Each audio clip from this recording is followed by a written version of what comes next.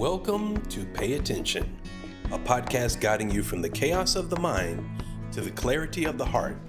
Here's your host, Holly McNeill.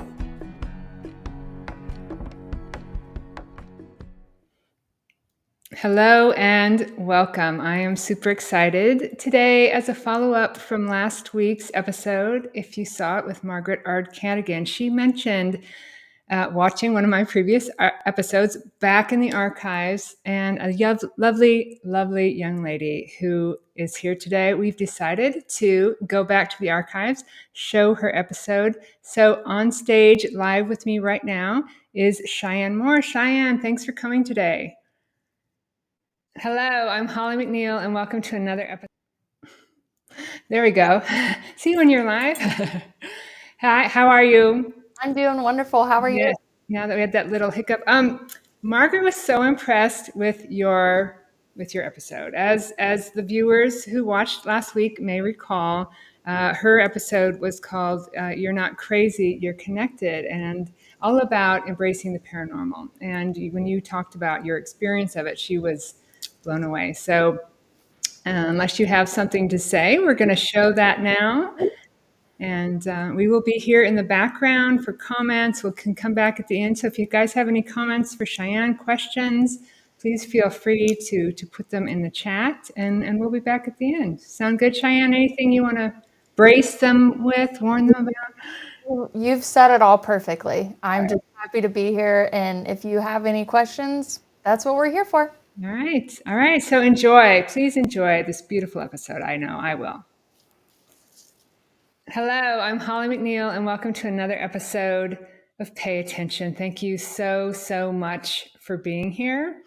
And I know that when you are listening to this and when I'm recording this is different times, but I want to tell you, it's good to be here. I have been going to some conferences over the last 3 or 4 months for college students, really wanting to talk to the younger generation about paying attention to where they're making their choices from the chaos of their head or the clarity of an open heart. Well, I'm heading towards 60, and it's a lot to go to conferences, so I'm glad to be back here.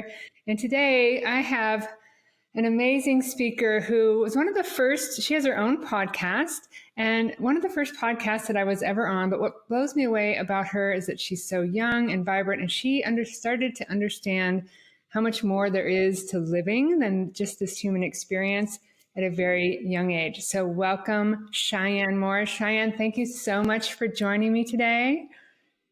Hello, Holly. I'm so excited to be here on your show. Yes, you are a sight for sore eyes. It's not sore eyes, tired eyes. But yeah, I loved, like I said, one of my first podcasts was a safe space with Cheyenne. And here we are. Life comes full circle. So what I love about this lovely lady is how she found clarity pretty early on in her life about kind of what's going on in this world and how we're creating it. So Cheyenne, can you share your story about how you got started on your journey, and we'll go from there? Yeah, I would love to. I know we don't have 2 to 3 hours, so I'm like, Cheyenne, bullet points. I truly believe that spirit, universe, God, the divine, whatever you'd like to call, taps us on the shoulder over and over in our lives. And they're like your show, pay attention. And I have a timeline in my mind for memory's sake and the writer mind in me. And half of it, for I would say 27, 28 years is black and white.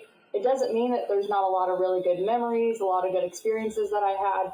But then there's an awakening point where the color spectrum just blew open for me. Yeah, the lights came on, the veil lifted.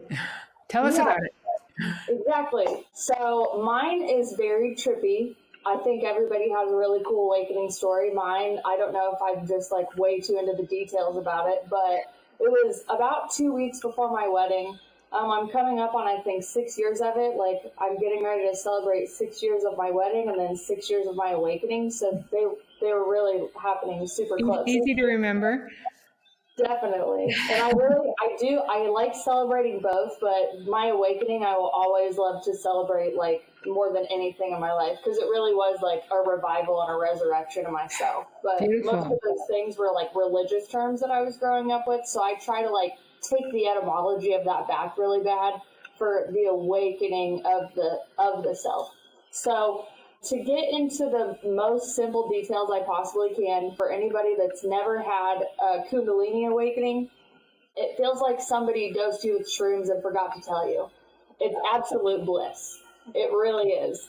The problem is you don't have a frame of reference for it. So I luckily had an experience around the age of like 19 and 20, and it was a very profound experience that I only wrote about in notebooks. Like after just this time in my life, I remember energy coming up my spine and just being like, what is this? Like I was growing up in like the cornfields of Illinois at this time. Energy up your spine isn't something we're going to learn in any church or anything at all.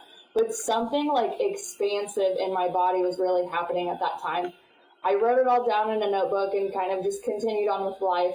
And about 2 weeks before my wedding, I was not feeling like a bride should feel. And it wasn't necessarily my husband and, oh, should I not get married? Do I have cold feet? Like everything in me that I felt like I had tried to forget and run away from was like bubbling up in me uncontrollably. Like the Mentos went into the Coke bottle, you know, and it was like, ooh, like this thing just exploded in me. And I remember my like point of surrender is like I came home from a beautiful restorative yoga class. I was in the middle of like rebuilding my muscles with this lovely practitioner named Sally, and she was very slow. She was very patient with me. And I went home and I was like, why is my heart broken? Like, why am I grieving? Why am I having all of these, like, almost like PTSD visions coming up in my mind is kind of how it felt. All of this trauma, these things that I had truly never processed were coming up in me. But it was painful until I just surrendered. And I went home and I got on my mat and I got down on my knees and I prayed. I've had a relationship with the actual Jesus Christ, not the Christian one, not to get them confused, because that's a whole other thing that we have to get into. Yeah, but the man, Jesus Christ, I've talked to since I was a kid. He's like my invisible, translucent best friend. So I was like, God, Jesus, the highest power, the most high, you really got to come in and help me out. Like, what is going on in my body? Like, I give myself over to you. I surrender to this moment. Just please, like, take this broken heart away from me. Mm-hmm. And as soon as I like did this whole like surrender pose and surrender moment, it was definitely a mix of talking to God and then like yogic philosophy that I'm very in love with. Mm-hmm. And then like my heart, I later found out it was a heart chakra expansion experience, just like energetically exploded in my chest. And I can still like see it in my eyes. Like I was crying and I was just like, you know, surrendering. Like all of this built up energy just flew out of my chest. And I was like, oh my gosh, like, I get it. Like, I'm alive. I'm alive. I haven't been living. Like, and it just became like a really fast download. But then of course I obviously like had to tell my husband what was happening, because if you study anything about Kundalini awakening or like any awakening in general, you can literally activate like all 5 clair senses. Like your third eye can burst open, your chest can burst open, your throat chakra can burst open. And these are all things that I had a really hard time believing, even though I was experiencing it. Like I was like, I need tangible evidence that this is. And a couple days before that, have you ever heard of BioWell? I think we might have talked about this before, but BioWell technology, it scans the subtle energies in your body. No, I haven't. We might have talked about it. Okay, well, you and anybody that watches this, you really need to go get a BioWell meeting, like, measurement, because this woman not only did a full, like, 20, 40, 57-page printout of everything about my life from a scientific format, but your chakras are printed out on a piece of paper, and it shows an introvert and extrovert line, And my heart chakra, she said, was shoved so far back in my chest that my spine would split it. And she said, brides don't usually feel like that. So, like, what's going on in your heart space? What are you hanging on to? What do you need to let go of? So I went and I let go of what was on my heart space, or at least I tried to. And my heart ended up just exploding open. And then I had to, like, explain that to my husband, or my fiance at the time. I was like, hey, do you still want to get married?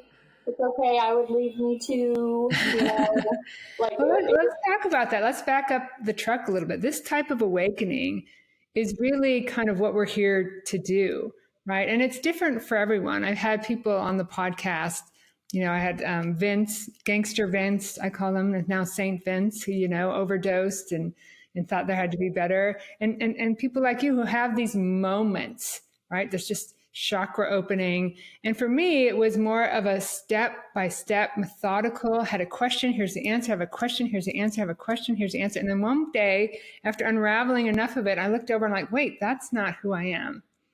Right? I am conscious awareness on, you know, experiencing life through this human experience. But what I love about it is that if this is available to everyone, this is really the journey. But we get so caught up in day-to-day living and in what we're supposed to do. So you talked about letting go. You talked about surrendering. And people talk about that a lot, but what does that really mean? You can say surrender and you can embody surrender. And like in Buddhism, they talk about, like, they teach you to bow to everything. And I read a book about a guy who I think was a monk for about 20 years, and he wrote a book. It's called After the Ecstasy, the Laundry. So it's like, right before, like, chop wood, collect water, awaken, chop wood, water. So, and in the first part of his book, it talks about how we as human beings and creatures are meant to bow to something greater than ourselves, not as a form of, like, slavery and obedience, but as co-creators. So, yeah. So I was surrendering the control of my ego over where I thought I should be going in life, the way I thought that I should be feeling. And I relinquished that control like, you know, someone on their deathbed, like, begging for 5 more minutes or something like that. It was painful, and then it was blissful. Yeah. Like, yeah.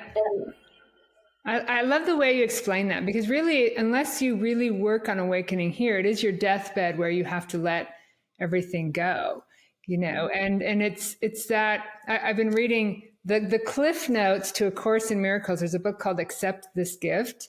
It's a beautiful set of Cliff Notes. And it talks about forget everything you know about this earth and who you are, because you don't know.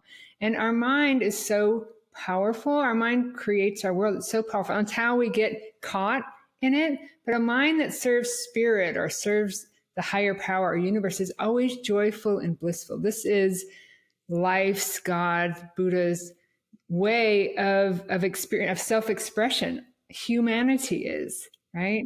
And so if we can actually just really, you know, in Zen Buddhism, it's just stop thinking, just serve the present moment every day. That's all as human. If we do that, then it all kind of opens up to us, right?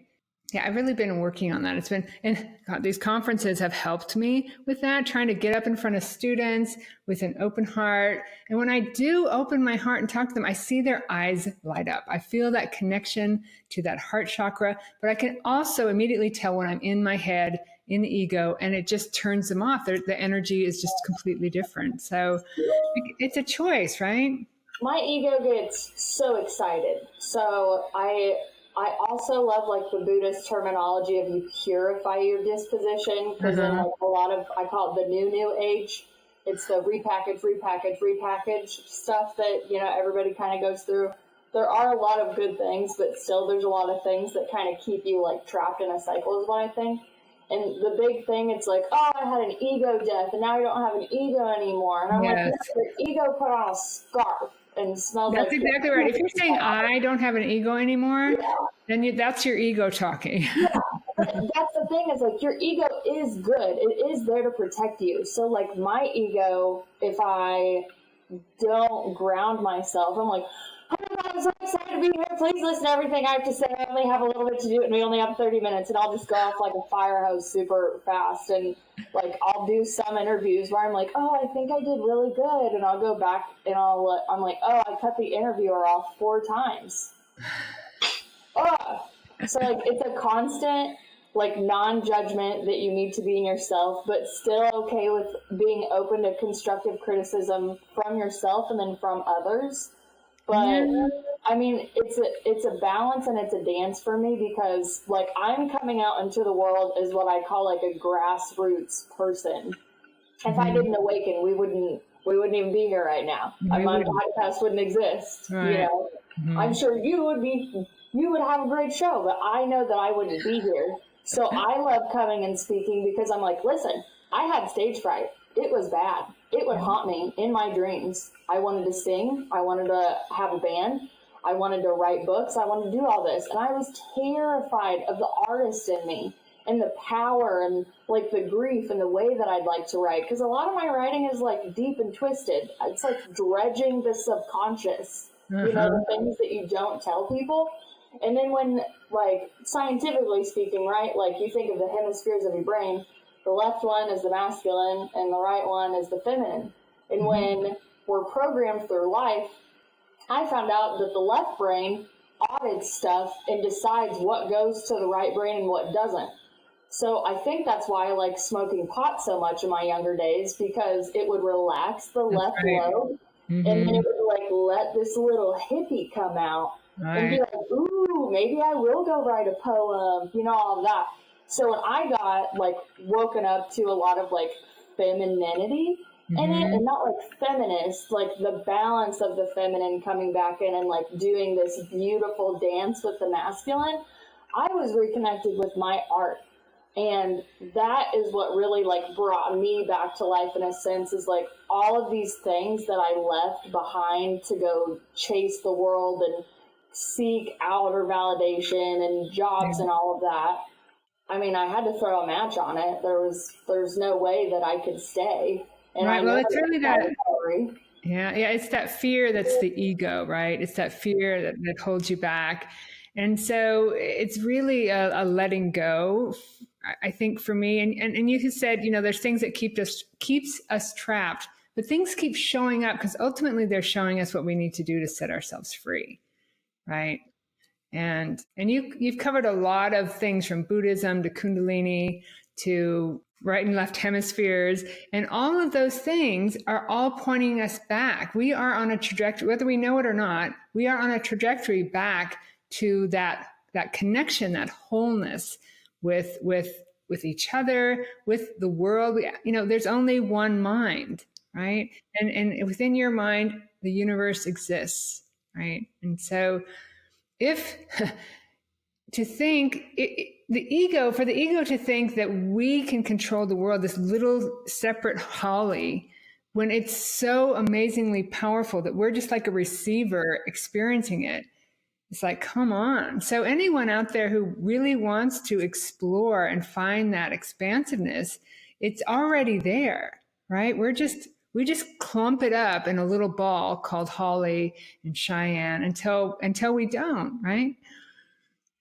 Those are so many good points. I'm like, oh my gosh, how do I even rebuttal as fast as I can? It is wonderful.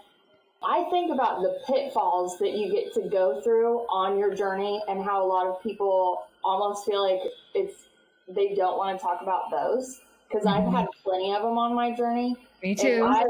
And I've gotten to the point where I was like, I don't even want to do human 3D stuff anymore. I hate the bills. I hate the challenges of my marriage. I'm not liking the challenges of, like, I just want to be me. And I got so tired of anything, even if it was for my benefit and like letting, you know, my human self grow and evolve. I got to a point where I was like, it was toxically not serving me, because I would almost bypass things where I was like, I literally don't want to do this. This is going to, piss me off to do this. And I don't want to be mad. I'm tired of being mad. I just want to experience happiness for a little bit longer. Mm-hmm. And that's like a fun circle to be in. Like, yeah, it is. Awareness. But like, I would get my notebook out and I would be like, dear future Cheyenne, I don't know what you're doing right now, but here's where I'm at. I'm struggling to move past this. If you could just write me back, I would really appreciate it, because I love that. I want to be human right now. I didn't want to vibrate off the planet and find 5D and go talk to aliens. I had finally found peace inside, right? And you feel that for the first time, and you're like, am I going to have to go live in an ashram the rest of my life? Yeah. Do I have to leave the United States? What the hell is going on inside of me? I didn't want to be one of those people that's like, I'm going to go be a guru and sell all of my stuff and forfeit materialism. Because if we're all here to be like light in a sense, then we all have to like band together and be together. But it is a part of the journey. I just know it's not a part of my journey to go and hide, on a mountaintop the rest of my life and be like, this is my piece and I'm not going to share it with anybody else. Exactly. And I don't think that you have to, right? It's about learning to live with your day-to-day life, but also to be in awareness, right? To live your life in awareness. And definitely it's about, especially right now with climate change and, divisiveness going on in this country, you will never be totally at peace until everyone is at peace, right? Once you awaken, it's really kind of your light, your job or whatever, to shine that light.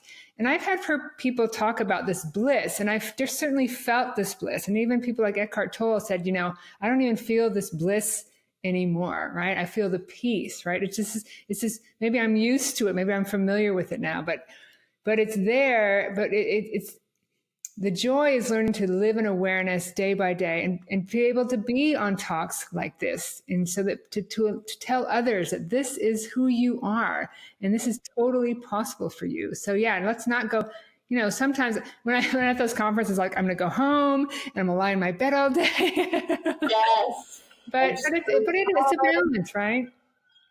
Yeah, I mean, I really enjoy being human, right? And I believe that we all come from the singularity. Non-duality. Woman said, we're all just the individual expressions of the all. That's where our free will and our ego come into play. Yep. But just the glass of water thing, you scoop up a glass of water from the ocean. Here it is, toss it back in the ocean. What's it look like? Speaking of choir, I'm a believer in that. And because I have that belief, I love everybody, even if you hate me. Even if you want to direct that towards me. And I'm not being like, oh, I'm so good at turning the cheek. Because no, I love integrating a dark feminine. I love the light and the dark coming together. I'm not a fawn in the forest, but I do have much better emotional regulation than I ever did in my younger years. Yeah. But all of the division to me, yes, I still have things that I'm passionate on talking about, but the higher mind that you can really get into when you just center yourself and have the right perspective, it's just we've been told that all of these things are going to happen, that all of this upheaval is going to happen. Yeah. Whether it ebbs and flows, right? Old prophecies, new prophecies, all of this stuff. If Nostradamus is right, if the age of Aquarius is right, whatever you kind of want to believe, that there's a crazy upheaval, and every artist from the beginning of time has been saying the same thing. And the Beatles wrote a really good song about it, and they said, all you need is love. That's right. That's right. Because the world's so dark, but I think since the world is so used to conditional love, that when you tap into that peace and that bliss and knowing yourself, you understand unconditional love from a perspective that nobody could go find it except for you on your journey. That's right. And everyone has it. Yeah, you find it and you have conversations like this where you're like, you get it. Right. You did. You Right. struck it. You know, it's like, right? Yeah. I know. Yeah, you got it right up here. Yeah, yeah, I see it in your eyes. Like Yeah. the mirror reflection, the clearing out almost. And that's not to say that I still don't have work to do, but yeah, we all do. Get it. That's my favorite part. Yeah, and I think that's the message. I mean, there's a million. I recognize in this 20 to 30-minute podcast that you and I could talk. We have 4 or 5 episodes, and so certainly you're going to have to come back. But the point is that unconditional love, it's not a journey of time. It's a journey of acceptance. It's there. I had a friend pass away lately in the last month, 5 weeks ago, and at the very end, he had a near-death experience. I mean, this guy is nuts and bolts. This guy is, this is it. And he had this near-death experience, and he came back and he told his wife, oh my God, there is so much more. So if you're listening out there, that so much more is out there for you right now. It's not even out there for you. It's in here for you, just to accept and basically to let go of everything that you think or believe, or that there's good or bad, or who you think you are, who you think life is, God is, and just listen, be still and listen. So Cheyenne, you have your own podcast. Well, I want you to talk about that in a minute, but I usually ask my guests, if there's someone out there going, I want that for myself, for my world, what's your kind of nugget that they can take away? Nugget. Okay. Millions of nuggets you got. I know. Millions of nuggets. So I love to tell my beginning story because I like people to understand the skepticism that we all come from when we're trying to believe new things. So bridging a little bit of spirit and science has always really helped me to then trust intuition, moving forward. So how you say, your friend had a near-death experience, he had direct experience with beyond what we can see in our everyday life. And he came back and he's changed now because of that experience. If you obviously don't need to have a near-death experience to believe that there's more going on, all you have to do, I'm pretty sure the percentage is 0.00035% is all we can see of the actual reality around us. Yeah. So if you just put your hands in front of you and you go, what's that? What is that? I can't see that with my eyes. But there's a whole visible light spectrum that you can just Google, and it'll go, humans see this much, and then all of this is going on all the time, and we can't pick that up. That is enough for me to go, okay, I'm safe to go out here and explore this more. Wait a minute. There might be something. You have these little epiphanies. And again, it's a resonance in your body. So build a relationship with your body. You need this thing. It is. Your body either keeps you, sorry to interrupt, but it either keeps. I'm excited. Feel free to cut me off at any time. It either keeps you stuck in your anxiety or your fear, or it opens you up. It is really the barometer, right, to tell you kind of where you're at. So your tip is then just, maybe just believe, just put aside your conditioning and have this kind of this release of skepticism and believe there's something more and want it and intend to find it. Yeah. And you know that you're suffering. We're all suffering in some capacity, even if I consider myself awakened, which is still really hard for me to, I don't say it at the grocery store. I say it on the interviews, so you can Google it and go check it out for yourself. Right. I still suffer. I just have a Mary Poppins bag of tools for myself. I'm not sitting in a cave anymore going, well, who put me in here? Me. Got it. Okay, I'm the problem. I'm going to go figure it out. It wasn't what was done to me. And hey, what happened to me was not my fault. But my healing is my responsibility. That's right. I love that. I'm honored that I am able to do that because I have a very dark past. I have a book that I will publish in the next couple years when I can finally get through the worst chapters of my life. Same. It's so hard to write this stuff down because you meeting me and then I'll be like, hey, Holly, here's this book about the last 34 years of my life. You're going to be like, what? Who is 18, 19, 20, 21, and 22 Cheyenne? That poor girl. Right. We all have that story, but I wanna be like, hey, it can get really dark, and Yeah. it can also get really light, and It that's what can, I'm it can. about. And they're actually now recognizing the quarter life crisis that happen in people's late 20s and early 30s because we go down this dark road. We make decisions from this chaos, and then we go, what the hell happened? But anyways, I don't want to, I know we have millions of things to talk about, but tell us about your podcast and how they can get a hold of you, or if they want to know more.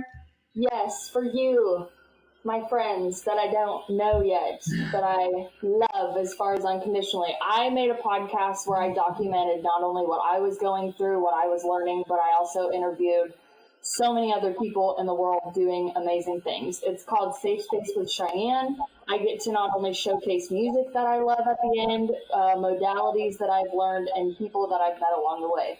There's about 91 episodes, and I have a ton of more stuff coming out in the next couple months. On top of that, I am a writer, so I like to make little guiding ebooks about things that I found. I have one that's published now. It's called Self-Love 101, How to Look in the Mirror. Super short. It's about 18, 19 pages of like direct, no fluff information. Like I still read it for myself and update it. And then I just recently finished one called Grieving the Old Self 101, How to Integrate the New You. For about the past 2 years, I've been grieving old relationships, old versions of me, old vices that really just like really wanted to stick with me. And anytime I learn like a really big lesson, I get a tattoo and then I write it down for my future self so I don't forget.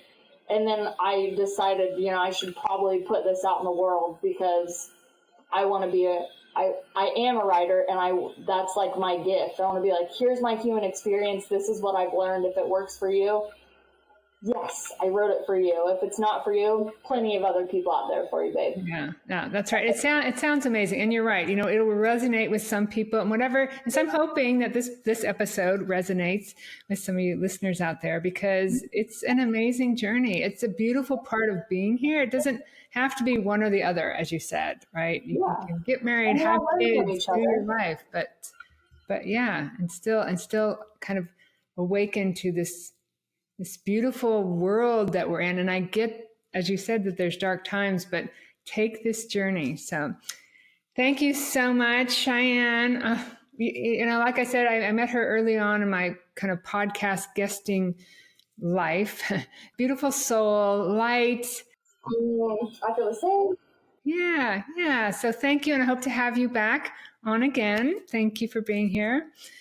And thank you, everyone, for listening to this beautiful awakening, lightning episode of Pay Attention. What I love is that everything, as Cheyenne talked about, science, Buddhism, spirituality, they're all pointing back to the amazing, expansive self that you are. So I will see you at another episode of Pay Attention.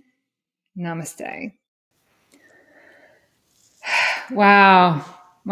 Every time I watch that, it's just, okay, I want to say that. I want to comment on that. I want to comment on that at the end. So lovely to have you here. And thank you all listeners.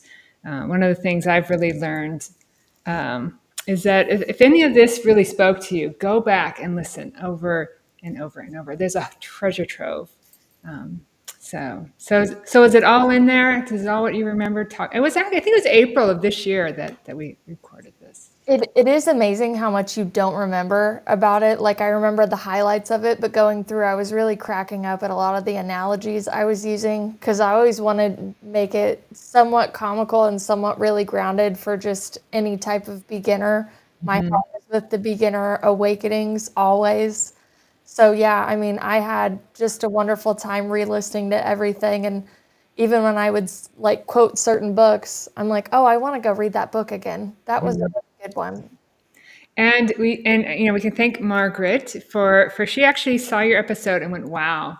She talked about last week that some people can be confused when they have that major awakening. And so that explanation of yours was so lovely. So I appreciate her feedback greatly. Yeah, and we did do an episode with the both of you. My first with 2 guests, which we will be airing down the road a little bit, probably before the end of the year. I haven't exactly placed it yet. So if you like this episode, watch for the one with both Margaret and Cheyenne. And I'm trying to get you and Vince together in the recording studio, but he's in the Philippines. So we will have to figure that out. Whenever we can. I'm so excited to talk to him too. Yeah, Cheyenne and I don't know. We all have a connection for sure. And what I love is that her journey, and as with Vince's, was just, here it is right now, where mine was, again, like a step by step, but you get to the same place because this is the journey. Yeah. And we get to meet each other. You're my soul sister. That's what I think about you. That's right. Oh, God, you're gonna make me tear up here. So anyway, thank you for joining us again. You'll see Cheyenne, her beautiful young face, down the road. And if anyone's interested, I do teach the Awareness Hub twice. We meet twice a month. It's a year-round mindful living. You can reach out to me. Cheyenne's episode is up and going again. Lots of beautiful guests, so please check her out. My dear, until next time, thank you. Yeah. Love you always. Thank you so much for having me. Yes, and we'll see you within the next couple months. And thank you, listeners, for being here live with us today. Yeah, listen to it again, watch it again. So much good information. You can just feel the openness of this beautiful episode. So thank you, and we'll see you next time. Thanks for watching Pay Attention with Holly McNeill. Don't forget to like, comment, and subscribe. See you next week on Wednesday at 10 o'clock Pacific, 1 o'clock Eastern.